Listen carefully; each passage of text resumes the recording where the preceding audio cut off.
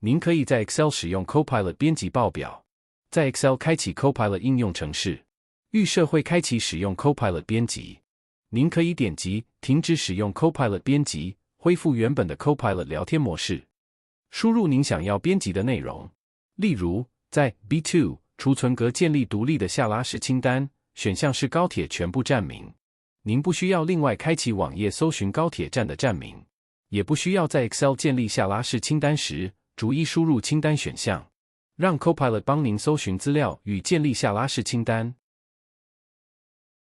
您也可以利用 Copilot 建立复杂的格式化规则，例如，在 B2 储存格建立格式化规则，当储存格内容是台北、台中和左营站时，显示白色粗体的文字，蓝色底。让 Copilot 根据您的描述，帮您建立格式化规则。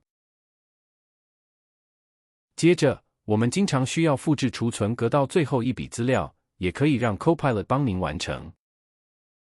或是根据特定规则复制储存格，例如填入由北往南的高铁站名。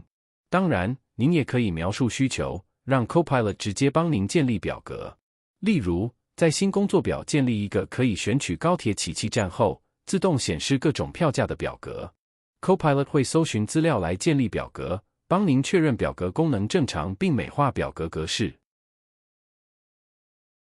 原始数据的整理与统计也是常见的报表工作，例如依经销商或终端客户销售金额分析主力客户，输入提示，建立工作表，以各经销商名下之最终用户销售金额分别加总后，依加总金额由高至低排序。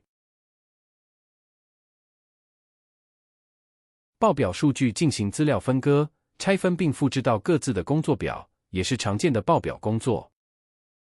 例如，依经销商分别复制到新的工作表 ，Copilot 会帮您筛选资料，为每个经销商建立工作表，并将资料复制过去。Copilot 还会贴心的帮忙计算每家经销商的资料笔数。您的时间与精力应该拿来开拓业务与提升绩效，而不是消耗在重复性的文书作业上。